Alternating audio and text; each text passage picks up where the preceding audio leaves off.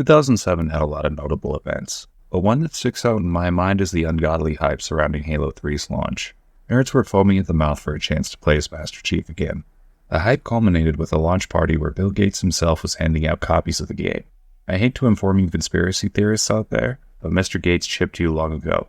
It was never in the back scenes. It was in your copy of Halo 3. Oh no! It's been hard for me to start this review, only because the task of conveying how much I love Halo 3 is monumental. This game has been intertwined with my life for as long as I can remember. Granted, I don't remember much anymore due to head injuries and chronic drug use, but that doesn't detract from my attachment to Halo 3. I ride this game's hog like Tucker rides Russia's Hui. No hands. Even if nostalgia wasn't wrapped up in my opinion, Halo 3 would be one of the greatest games of all time regardless. The gameplay is the main reason for that, but what can be said about the story? Like my previous Halo videos, I will be reviewing the MCC version of the game, because it's the only version with a consistent player base outside of modding. With that, let's finish the fight.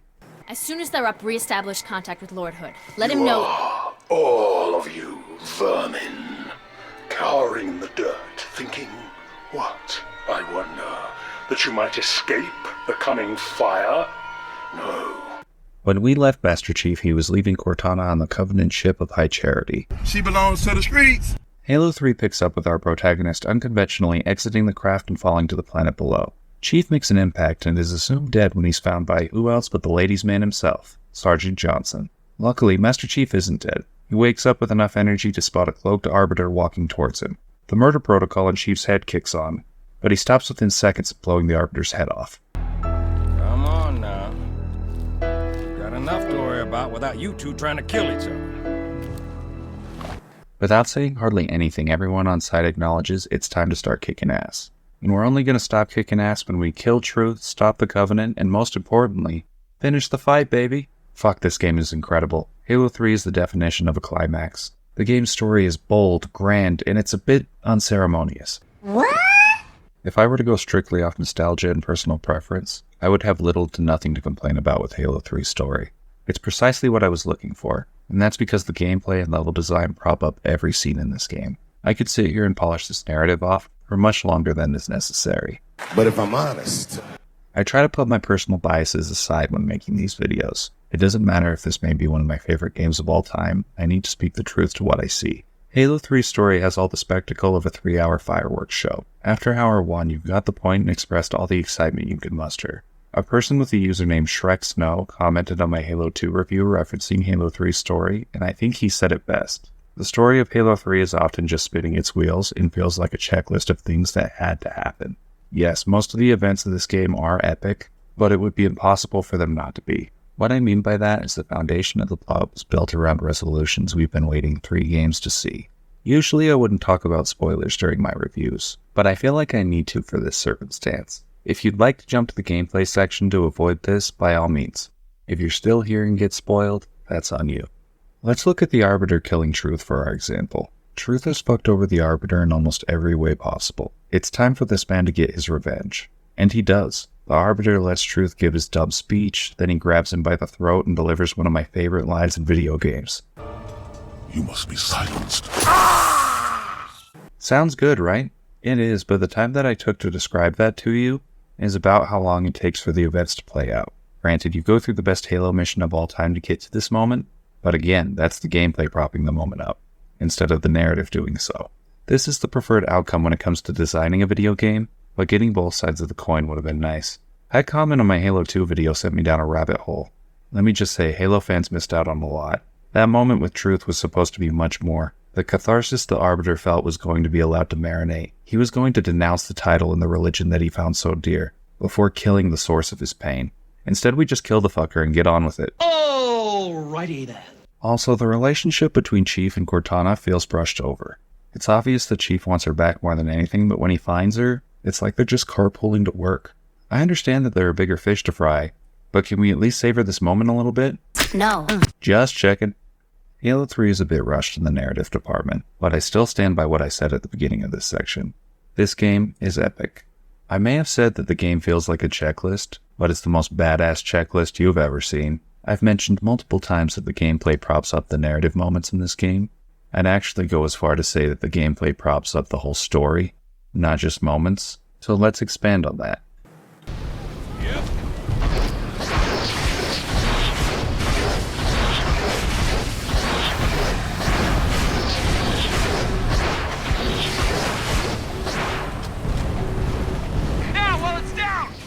Why do I say Halo 3's gameplay props up the story?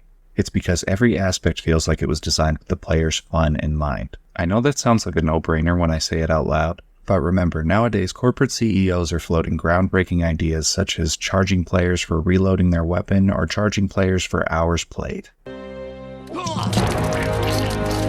Not here though. Halo 3 was made during a time when the main concern for developers was making their game entertaining.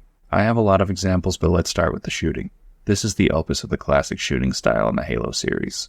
Firing a gun feels refined, and the expanded weapon selection allows players to experience the sandbox in a variety of different ways. Whether they want to snipe enemies from afar, rip off turrets with their bare hands, or run in Rambo-style dual-wielding weapons, assuming you don't want to dual-wield the Needler, considering that's no longer possible. It's hard to be too mad at that removal considering the amount of grenades they give you. I mean, it's empowering that I can fill a man with spikes and set him on fire. What a time to be alive! Something else worth mentioning is the expanded focus on equipment found throughout the game's levels. Bubble shields and gravity lifts mix up combat encounters, making every playthrough feel a little different depending on what players find throughout their run. Even better is the vehicle selection has been expanded, with almost every vehicle seen in previous games making a return, along with some welcomed additions. The chopper has served me well over the years, and the Hornets are a big part of what makes this moment so damn iconic.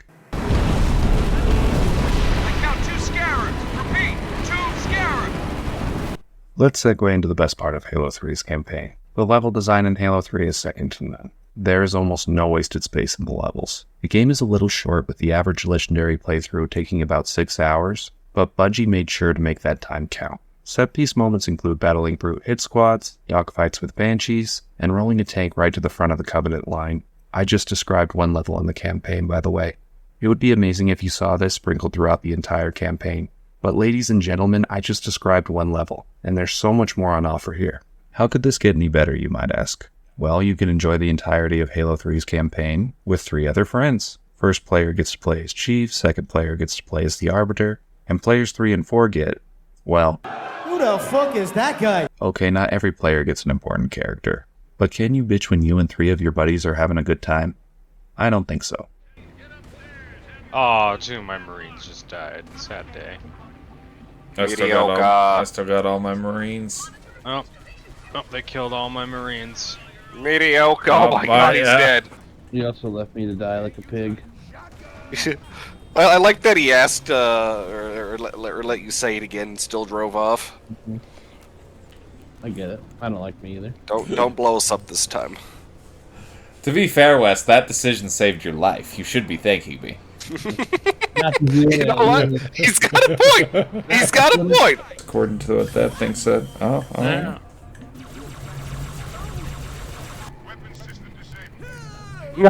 Wait, Hayden, your sniper sitting here.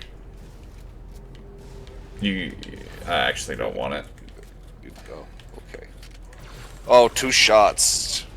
You spoil me. Mm-hmm. And as I get to the other Hornet, a Marine hops in and flies off with it. Oh, howdy. It's good to see Southwest showed up. Come on, I'm almost gonna come. I'm so scared of you, Gravemind. Oh my god, everything reminds me of her. How tight do you think that door is when it's shut? Thinking about it, you know? Just, for science. It's a science question. What does that mean? He's right there. Over here? Yeah, he's right there. Oh, yeah. Look at that.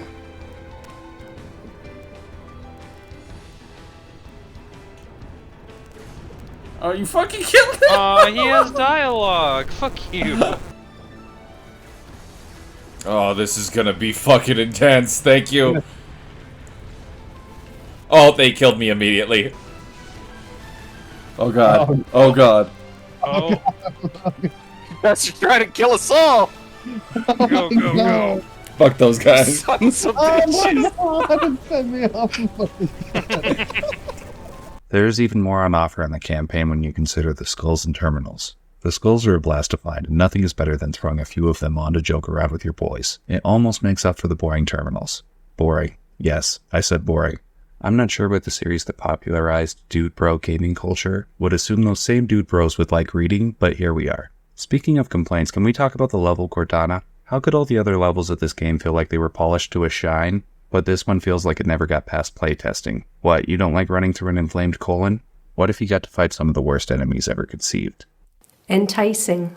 That's all I have to complain about regarding the gameplay. Everything else in Halo 3 feels incredible. And I'm not just talking about the gameplay seen in the campaign.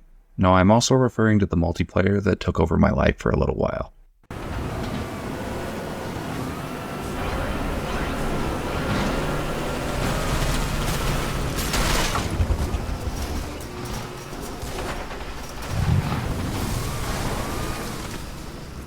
Where do I even begin when talking about Halo 3's multiplayer? I feel like the best place to start is the competitive aspects. Halo 3 had a huge esports community, which I feel was due to the arcade-esque shooting mechanics and the iconic map selection on offer. There are so many classics here, such as the Pit, High Ground, Sand Trap, and many more.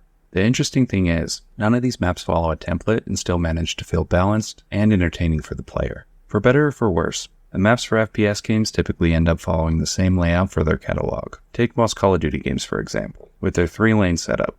It may be common, but regardless, we don't see any of that with Halo 3. A map like Avalanche feels nothing like Ghost Town, which is impressive when you look at older games with modern eyes. It's like we see effort here. My god, is this what the legends foretold? It's crazy. It's fantastic that the game has a good foundation for its multiplayer, but all that would be for nothing if there weren't any modes to keep the player base entertained. Luckily, Halo 3 has a large variety of modes. It doesn't matter if you want objective-based modes, or if you want to kill the enemy exclusively. The game has a mode for you, and even if it didn't, there was potential for it to be added later. I have a friend who talks about the day that they added Infection, with the same energy as a father talking about seeing his child for the first time. I mean, look at the size of the balls on this fucker! This is also the quintessential Halo Big Team experience, if you ask me. There is nothing better than a match of Halo 3 Big Team. Call of Duty 4 has my favorite competitive multiplayer, but Halo 3 follows close behind. Society.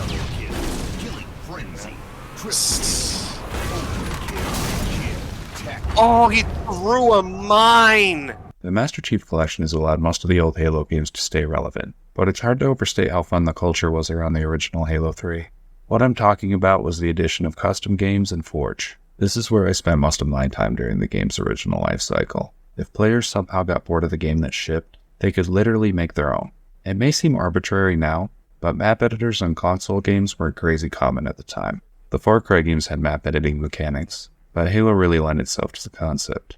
The amount of entertainment I got out of custom games is absurd. Jump, Duck, Fat Kid, and many more led to profound memories for me. The addition of Forge turned Halo into a party game that anyone can enjoy. It's okay if you don't want to shoot each other. We can do a racetrack instead, or a platforming map. Or maybe you've just become bored with the conventional way of killing enemies. We can find a way around that. Oh, that's smart. He's using the hammer's momentum. He's learning. Forge really was the best thing ever added to the Halo series. I played around with it back in the day. What you're witnessing right now is the intellectual product of a neckbeard in the making. It's magnificent, I know. Just take a moment to admire the architecture with me. What does the 800 down below mean? It's supposed to say boo. No, I'm pretty sure that's 800. Yeah, I know. We also have the theater mode, allowing players to capture footage to make hardcore screenshots to cap off these beautiful features. You know my file share was popping off back in the day. I know, take a moment to soak it in again. Oh fuck, I spilled my piss jug. Now that I've cleaned that up, let's look at the presentation. No, but I had my hopes. What will you do? Light it. Then we are agreed. A tactical post will completely eradicate the local infestation. I will personally oversee the final.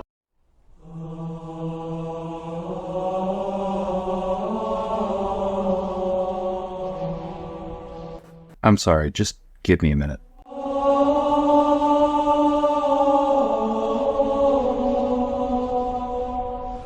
I'll be right with you.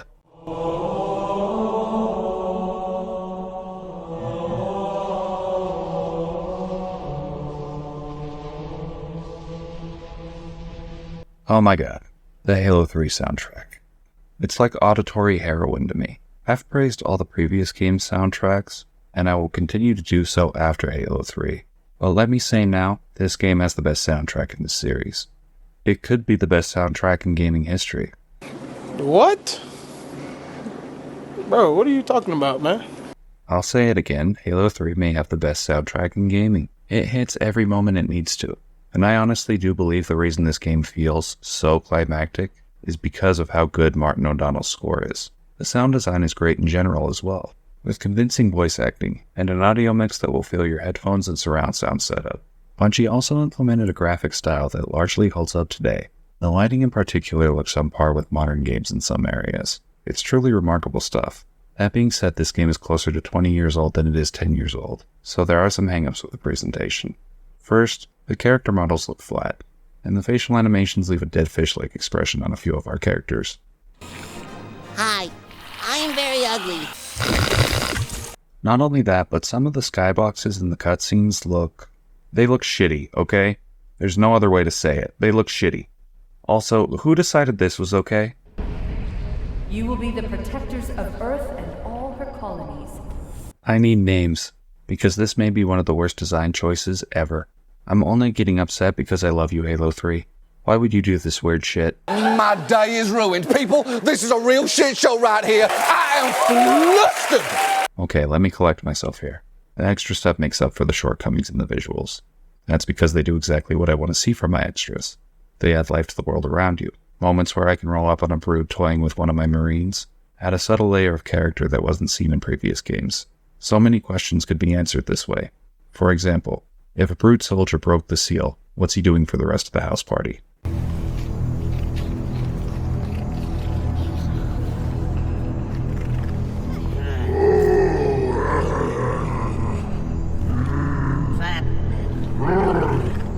What more could I truly want out of my gaming experience? Listen, Halo 3 has some problems, but those problems look like molehills when you compare them to the mountain of positives. I enjoy the custom games, Forge mode, multiplayer, and the campaign to the point that it's difficult for me to nail down what aspect I like the most. Hundreds of hours have been put into all of these modes, and when it's all said and done, Halo 3 amounts to my favorite game of all time. That may be the truth that I'm living now. Every time I come back to Halo 3, I have such a wonderful time it makes me feel like I'm 12 years old again. That feeling is harder and harder for me to find as I get older, so it only makes sense to praise the game as much as I do. When I play Halo 3, I'm mainly nostalgic. As I said in the intro, this game belongs among the classics, even if you take my bias out of the question. I hope I left everything on the table for this video, but I'll watch this back before uploading and think of a million things I should have added or changed. Nevertheless, Halo 3 is the GOAT, and as always, thank you for your time.